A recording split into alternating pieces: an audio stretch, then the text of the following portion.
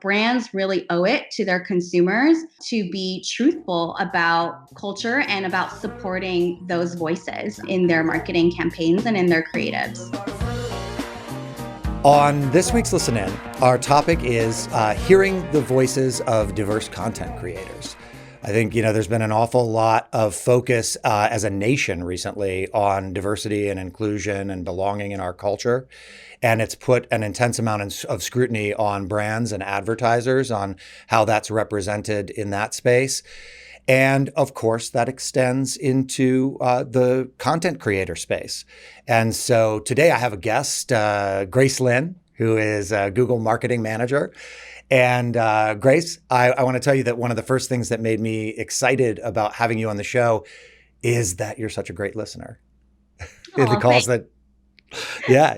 You're welcome. And the calls that I've had with you before, I just always noticed, that kind of active listening that is really a part of the premise of this show. The idea that every insight begins from listening, not from talking. It's so I just was like, this person would make a great guest on the show. So welcome. And let me ask you, what does it mean to be a marketing manager at Google? I've had a diverse range of marketing experiences at Google. I've been lucky enough to do that. My current position is in driving influencer marketing partnerships at Google. But right now, I'm actually on a cool rotation working in kids and families marketing programs and comms. I've gone from CRM and growth to social and influencer, and just also dabbled in a variety of different industry verticals as well. So I spent some time on YouTube, then some time in gaming too. Was there a particular thing that brought you into having this as a focus that you have a real passion about, this space of inclusivity inside of content creator marketing? Yeah. I think I've always had a passion for diversity just growing up as a minority. Um, I think so I would say the journey kind of started for me just, connecting with diverse content creators on YouTube. When I was in high school, YouTube was really just starting out, and I didn't see a lot of Asian Americans represented in mainstream media. And so I think if you ask a lot of people in my generation who are Asian, we grew up connecting with YouTube stars and people who really spoke to our culture. And that's where you kind of start to see like YouTube pick up. And that's why it's so important to have these diverse voices on the platform, because they are, that's the way that they're connecting to their audiences. If people aren't being able to relate to mainstream media films that are being made, they have this content for them on these digital platforms. So I think that's something that, tech platforms and the digital age has really been able to bring to the forefront. And I was able to kind of bring that more into my work when I was at YouTube, and I had the opportunity to do like a side project working with the diversity creator marketing team to put together the first Asian Pacific American heritage activation, if you will, for creators. And so at the time, they were doing creator family dinners to really create an opportunity for creators in those communities to network with each other and build community. And so we did that for the first time, and it was amazing just to see all of that talent in one room, faces that I had grown up watching. And just seeing like how far that they've really grown the community and inspired, now there's so many more AAPI creators in this space. But even more so important, it's not just about AAPI creators, but also Black creators who, as we know recently, their voices are, it's so important to amplify their voices, make sure they're being heard, that they're being equally represented in culture. So I would say right now we're really focused on Black and Brown voices in the content creator space. Yeah, and also differently abled people. And I notice a lot of beauty companies are focusing now not just on Yeah. diversity in body shapes, but also in age. There's some really fun programs around 60, 90-year-old beauties, and I think that it's really exciting to see the world embracing a broader definition of how we think about diversity. Let me ask you one thing I wanted to dig into there that I think you were saying, even though there was less diversity at the time that you were coming up with YouTube and other platforms as your main media platform, you were still identified with the content creators that you saw in that space? Were you conscious that you did not see yourself there? I had an interesting conversation recently about this. We were having like a dinner about race, and one of the questions that came up was, what was one of the first times that you saw yourself represented in film or in media? And more like traditional media. And I realized it was Mulan. And I think it's not that type of conscious connection that you make until later, that I was like, oh, I actually don't think I really saw myself in, there's no like Asian, of course, until Crazy Rich Asians, there's no like major Asian American Hollywood film. So it was Mulan for me. And then of course, like sort of the Chinese films like Crouching Tiger, Hidden Dragon. But I think there was something very visceral about connecting to these content creators who suddenly just started coming up with these comedic videos, but very much in tune with, kind of poking fun at Chinese immigrant culture, things Asian parents say.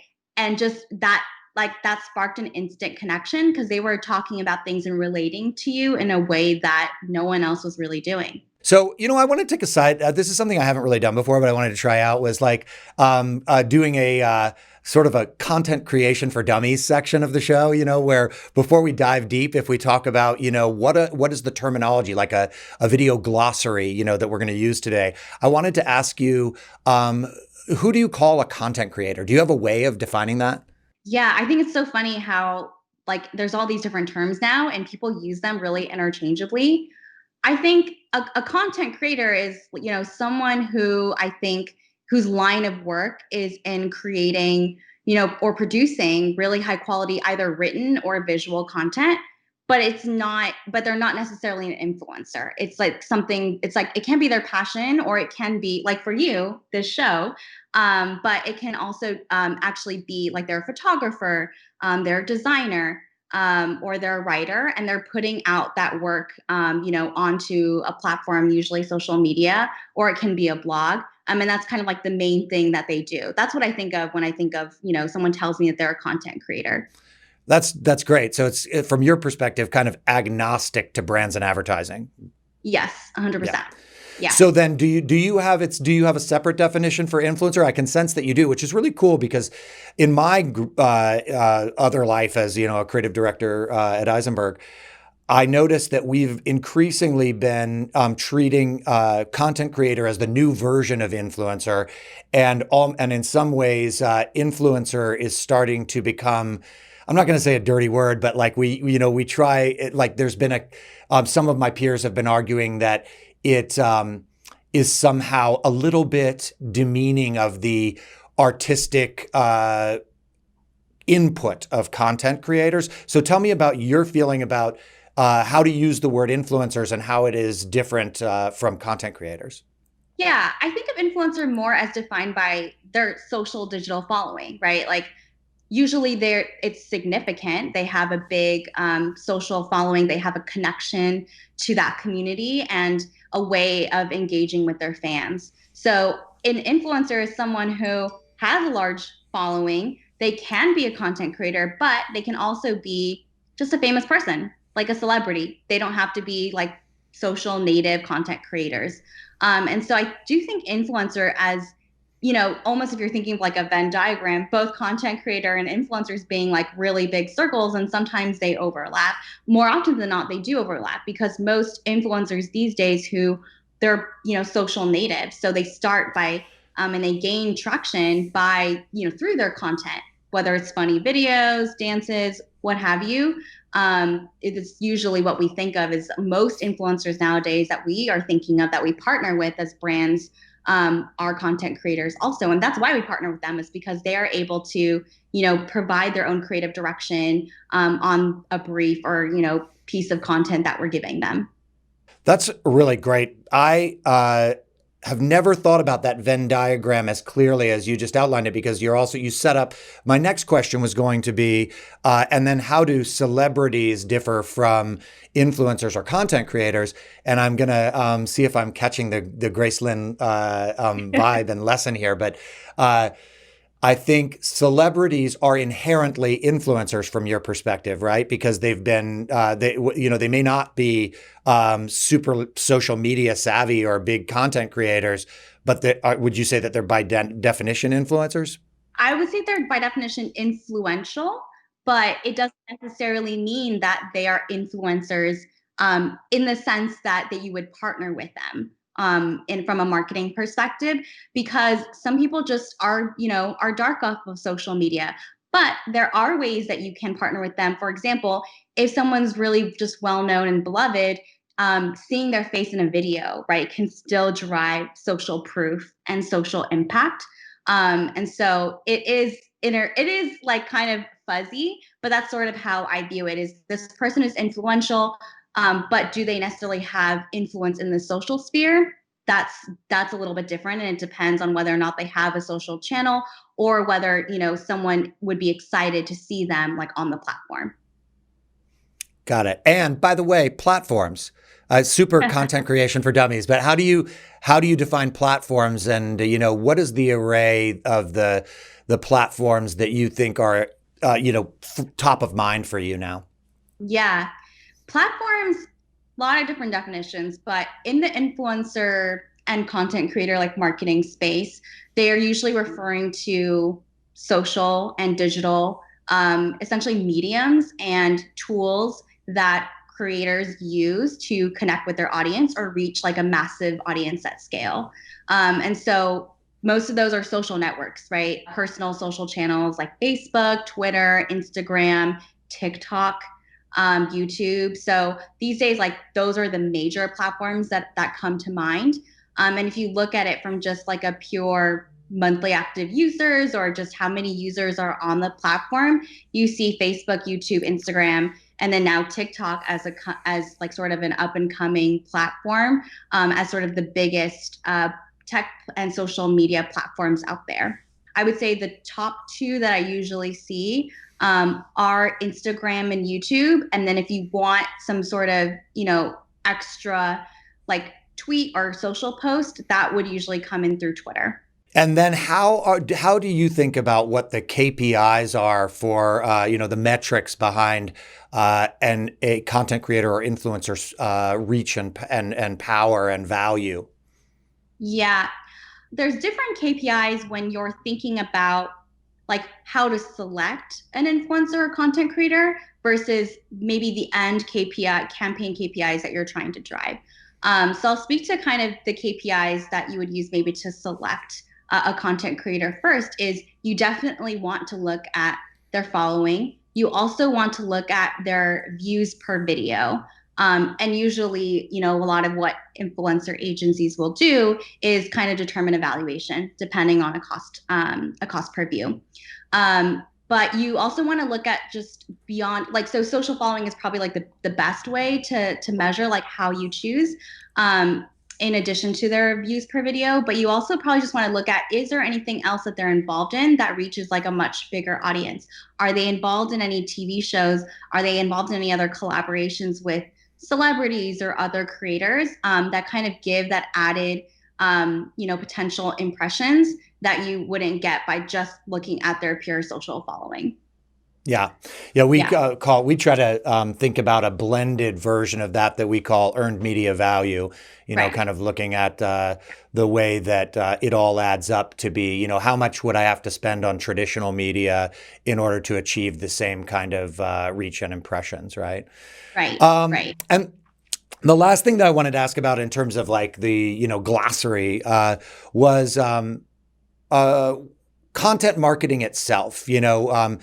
We've just talked here about a lot of the component parts, but at a top line, how do you describe why, out of a full range of what we call frontline marketing, from above the line awareness plays, across to the one-to-one type relationship that content creators have with their audience.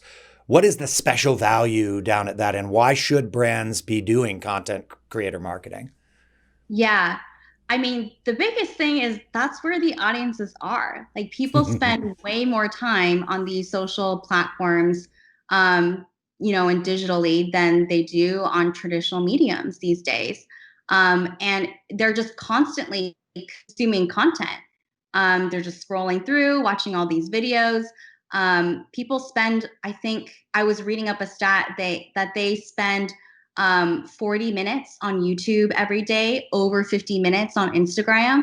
So if you think about how much time and mind share that these social platforms are capturing, content marketing just becomes sort of like almost the most important thing that you need to be driving, because that's where people are, it's impacting their purchase decisions, it's impacting their opinions or in their brand perceptions. And so you need to be on those platforms and need to be partnering with people who specialize being on those platforms and know how to reach those audiences. It's almost thinking of like you have all these mini celebrities now in all these different spaces reaching these like hyper targeted audiences. Yeah. So let's talk about that. And let's make that turn back to the topic of the episode, which is, I first phrased it as, how can, marketing insiders who are our audience achieve diversity and inclusion and belonging in their content marketing. But I think we can come back at it as to, starting from the why, is a place that I like to go a lot. So why do you think it's important to really focus on driving diversity and inclusion inside of this space if you're a brand or an advertiser? Yeah, I think a few reasons. I mean, the first thing is that it's it's honestly like it's the right thing to do, right? It's Yeah. you know, in a culture where there is so much systemic racism and privilege built into our systems, and you also look at the marketing industry and how there's not that many diverse teams that are making creative. It's just so important to tell those stories. Tell stories around culture that are underrepresented. Or not to mention the fact that Black creators, a lot of time their culture becomes mainstream culture. Like a lot of the terms that you see on Black Twitter, the memes, that becomes a part of like mainstream Twitter and really takes over. And so, brands really owe it to their consumers to be truthful about culture and about supporting those voices in their marketing campaigns and in their creatives. Yeah, if we're not, in a way, it's really cultural appropriation, right? It is particularly important to Gen Z, as I understand it. And I was wondering if you could talk a little bit about, the importance for Gen Z of brands holding to core values and a high standard of embracing diversity and inclusion. Yeah, 100%. I think you'll see that the authenticity of a brand and the values that they stand for are more important than ever to millennials, but especially Gen Zers. And so they can sense, and they also will hold brands accountable. They grew up with social media. They know how easy it is to blow up a brand for, being hypocritical or not accurately representing cultures. And so I think it's just knowing that it's important to consumers and that they're watching out for it. Brands need to pay attention. Brands need to take ownership of what they're doing, to make sure that they are, bringing underrepresented voices to the forefront of their marketing, that they're telling stories that people can relate to and see themselves in. That it's really important that their consumers feel seen in the videos and in the content that they're putting out. And I was going to say, like, beyond the right thing to do, it also just makes for better marketing, because you have broader perspectives. You have different voices in the room that are then informing, your end creative or your end video, or even producing different types of videos. So something that I've seen in our campaigns is that, if you think about your brand or your product, there are different pieces of like your value proposition that will appeal to, say, a women audience or like a Black audience differently. And so you'll be able to see like them bring out different characteristics or cells of your product and key product messaging, because they know their audience and they know what's going to appeal. So that's just, honestly, I've seen it just become really effective, and it works better because they're able to reach those audiences and relate to them in a way that as a brand you wouldn't be able to if you were just singularly focused on, one group, being in your marketing. Yeah, it's a really good point. And apropos of that and kind of the, where we were just before that, another really interesting thing I read about Gen Z as consumers is a little bit more than Gen X or millennials. Brands and advertisers can rescue themselves from mistakes more with Gen Z because Gen Z's attitudes are more fluid, and they're attentive to changes that brands and advertisers are making. And so, there's the good news is that by becoming sensitive to these issues, you can make a real difference for your brand. Yeah, yes, absolutely. If you make a misstep, they will notice, but also if you are taking the right actions and showing that you're being intentional about it and not just putting out a statement to pander, or kind of do an apology tour, they will recognize that, and they'll tend to give brands another chance. Cool. So, it's the right thing to do. It also makes better marketing, and it affects the bottom line in a positive way. So yeah. I guess if that's the reason to go there, or some of the reasons to go there, mm-hmm. What do you see as the major challenges? What are the things that that you've seen in the recent past that show us that we're not there yet, and potential obstacles that stand in the way? How little, I think, is being done to kind of connect creators to each other in these communities and have focused initiatives on supporting them. So I think from a platform's perspective, like those tech platforms, I think should be doing more to provide a space for mentorship for Black creators, for creators of different races and ethnicities, for people in different, even in different like verticals, right? Like fashion or beauty or gaming.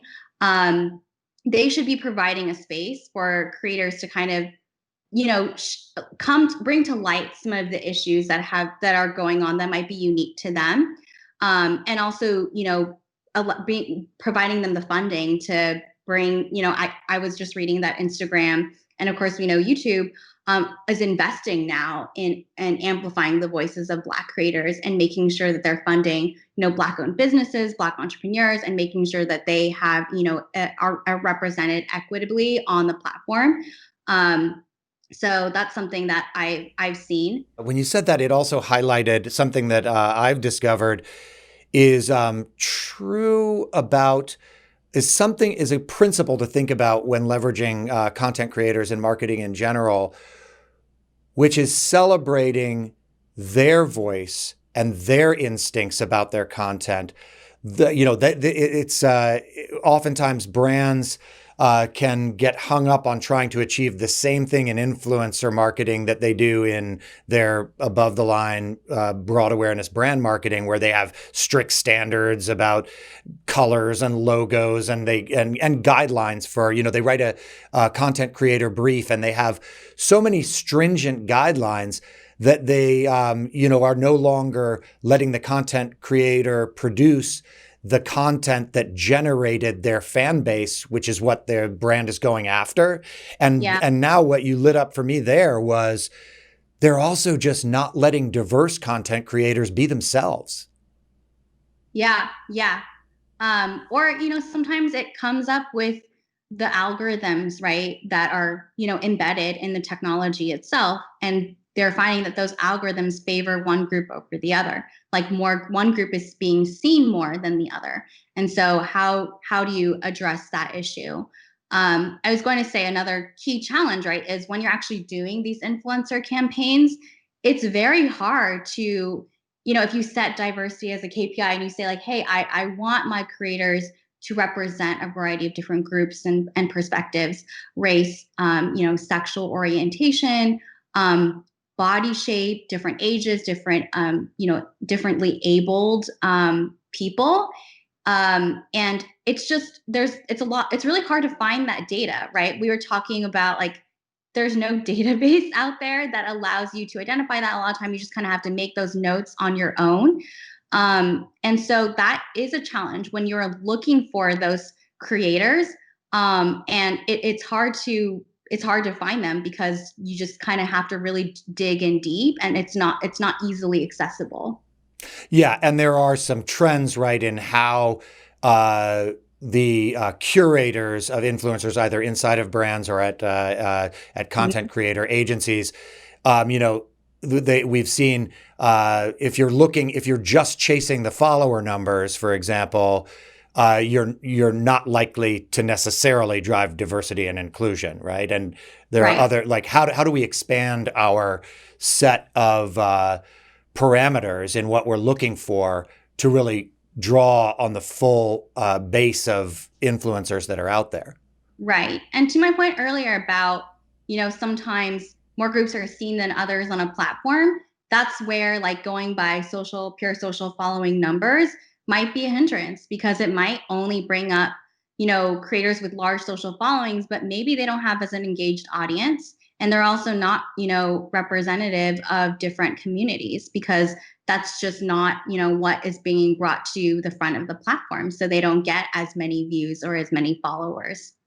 I read a couple of articles recently about how, these a couple of different influencer agencies were saying, we're doing some research, we're digging into the algorithms that we use and the metrics that we use to decide who we pair with brands, but we're pretty sure that we're going to come out clean. And by the way, at the end of the day, one factor is that people want who has already been successful. Like there's a supply and demand thing, everybody wants, whoever it is, Ninja, in the gaming space. And therefore, Ninja shows up better. And that's where what I would call unconscious bias really comes into play, right? Yes.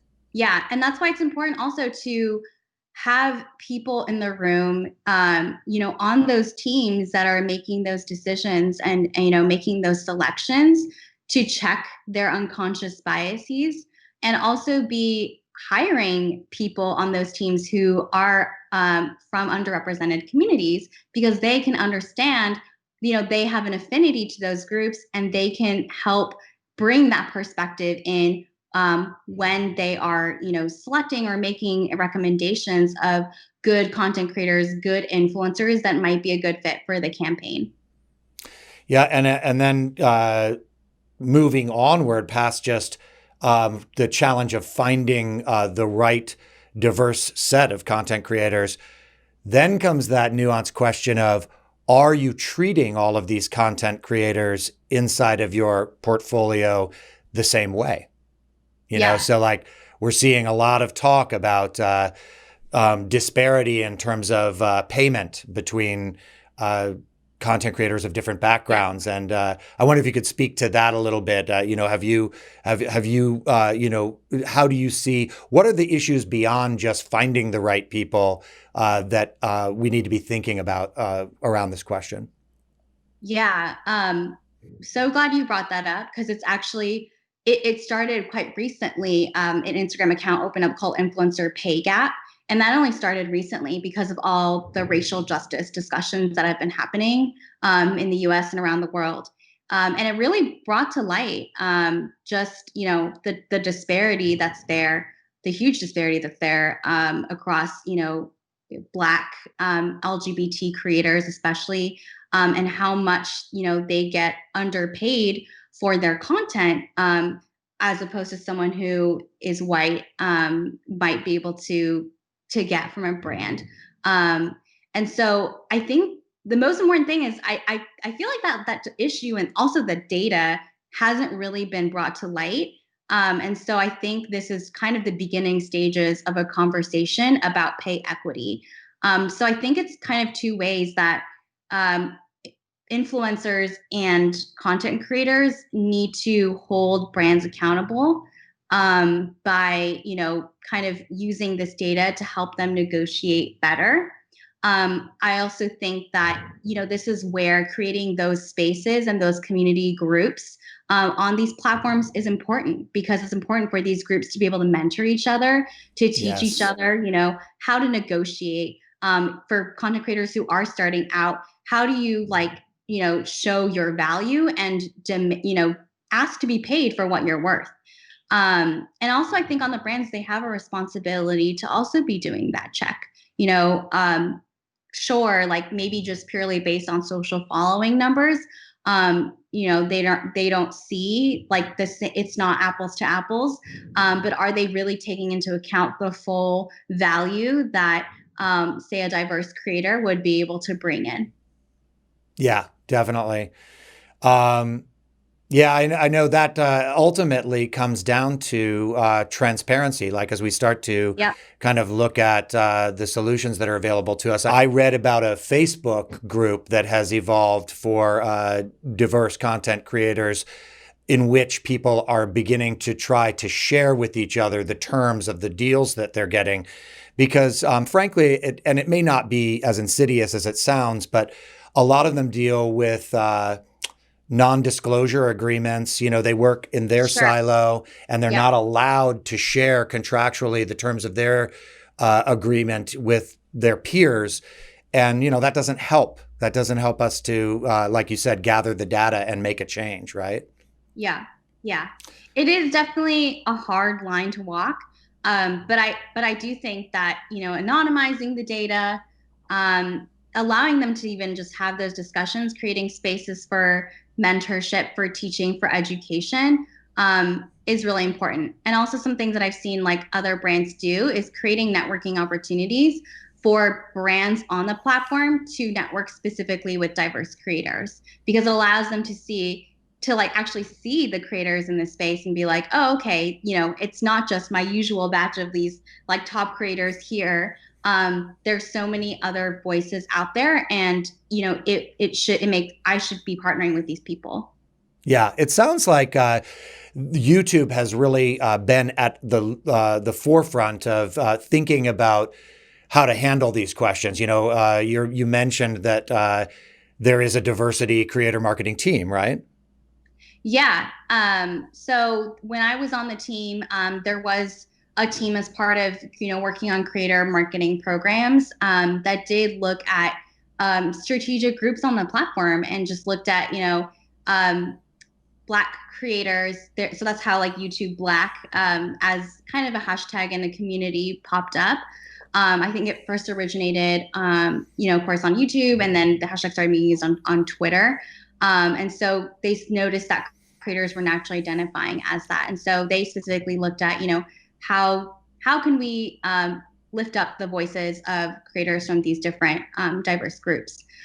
So they started with, I mentioned a while back earlier in the conversation, around these creator family dinners. So Yeah, community that is. building. I love Yeah. that so much. It's so analog, but it's so just simply perfect.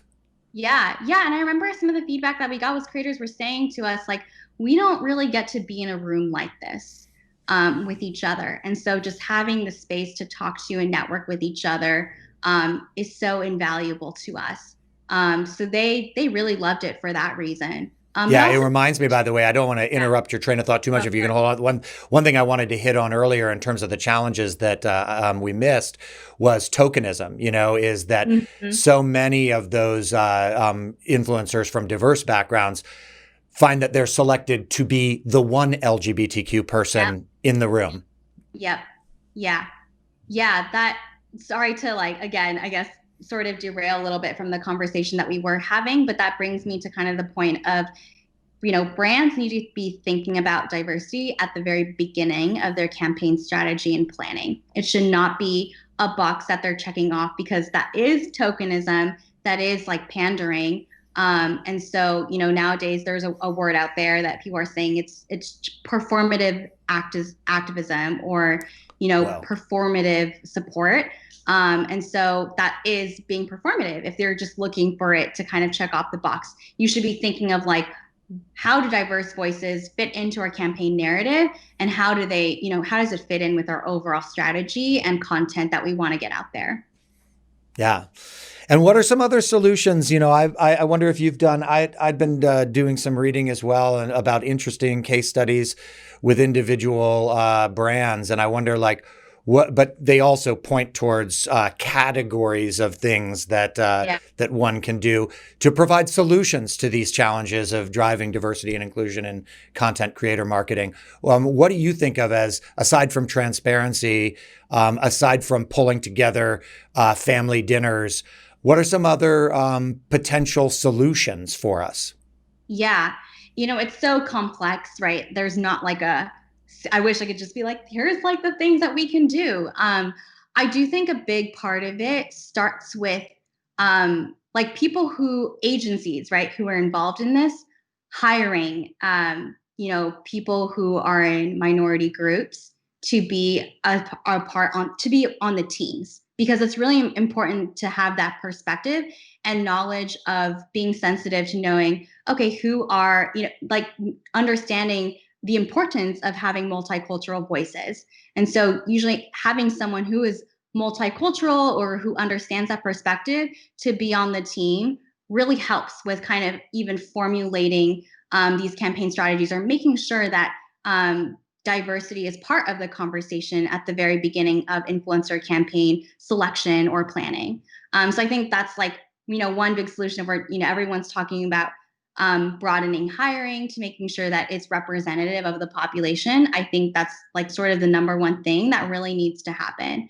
I do think after that, both tech platforms, like influencer platforms, should be doing more to have conversations with creators from, Black and Latinx communities, from LGBT communities, women, differently abled folks as well, to kind of understand their struggles and their challenges on the platform. We were talking earlier about, how, learning comes from listening. And so I think that's what YouTube does really great also, is by having these like set focused, conferences or sessions.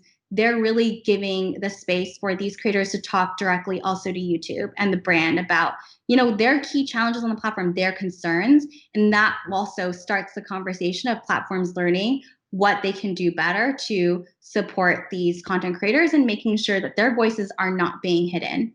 Another thing that I'm just thinking of is, as we think about amplifying Black creators, Hispanic creators, and creating those like space for those communities, I did say mentorship earlier. I do think that's really important because we need to it's kind of like a structural issue, right? We need to continue teaching generations below. And there are things that, they may not be aware of. Are we providing them the right resources to connect with other creators in their community? Are we providing them like counseling or almost like mental health, like type of consulting services to make sure that they're doing okay, that they're able to thrive on the platform the same as any other group?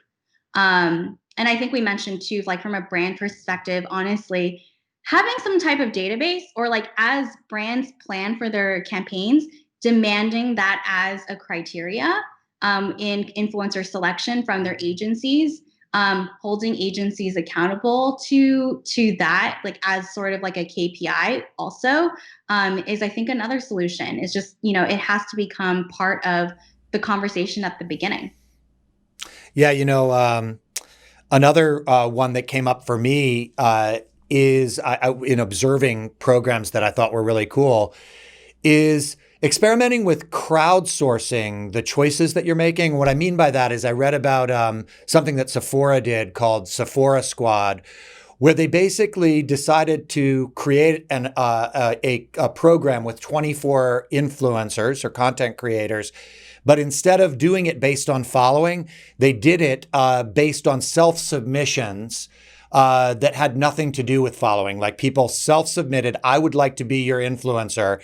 And then they let the agency probably, but also the brand curate that, but they had gone broader than their thoughts about where they should be. Do you know what I mean? Something I was going to say too that I thought of is just kind of what about like a referral network, right? Like Black creators, LGBT creators, like they probably know who are the prominent creators in their community. And it's something that I thought of too, because I was looking for something, I was looking for a diverse creator and just, expanding the pool of creators that we are looking at for a campaign before. And I couldn't, it was so hard, but then I would look at like a Black creator's channel and be like, oh, wow, there's like more stuff on there in his linked channels. And he has friends that he collaborates with. And so it was by looking through his channel that I was able to discover more. And so to get that to that point of discovery, like it really helps us by asking those creators, hey, who would you recommend for this campaign? Maybe if it's not you that we're working with, and giving that opportunity for like a referral. Yeah, that's a terrific idea. And then I also think that I want to bring back something that you said earlier, which is like it starts at the very beginning for a brand. So in that spectrum that I was painting a picture of what we call frontline marketing, what you're doing in the above the line space cannot be disconnected from what you're doing in your content marketing programs. And so I read about CoverGirl, and this was something I missed at the time. But CoverGirl in the past year apparently stepped away from that line that they've been using forever. Easy, breezy, color, easy, breezy, beautiful, right? Yeah. So they stepped away from that and changed their main line to I am what I make up.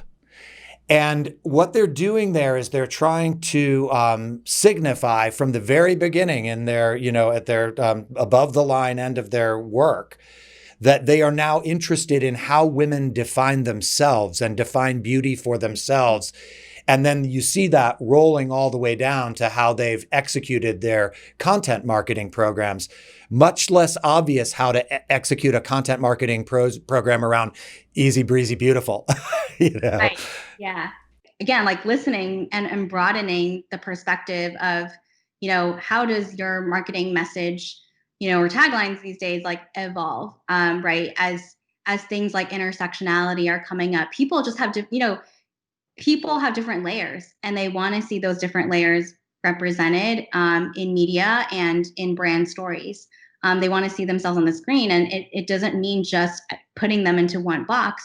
It's their race, their body shape. Maybe it's like bringing in different aspects of culture, or also mental health is like a big thing, a big conversation these days. So being more vulnerable and transparent about that, and really showing, honestly, this is different layers of being human is what's gonna just help a brand relate better to their audience.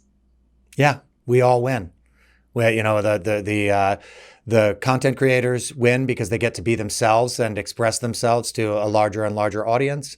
And the brands win because they're making genuine connections to the fan base that they have out there. And people win because we care about each other and we support each other in our growth and happiness.